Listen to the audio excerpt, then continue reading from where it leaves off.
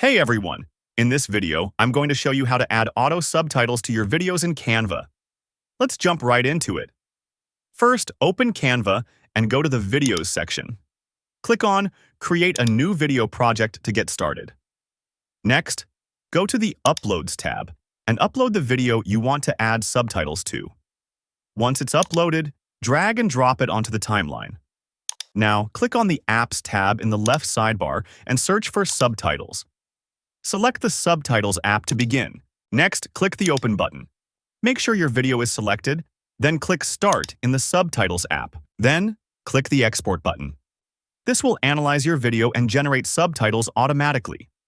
Once the subtitles are generated, you can customize them. Choose a style that fits your video. There are plenty of options. You can also change the font, size, and color to match your brand or design. And then, click the Generate button. After customizing, review the text to make sure everything is accurate. If it looks good, click Generate Video with Subtitles. The app will create a new page with your subtitled video. Click on the video and select Add to Design to include it in your project. If you want to download the video directly, click on the three dots. Next, click on the Download option. And that's it. If you're ready to create stunning designs, try Canva Pro for free. Link in the description.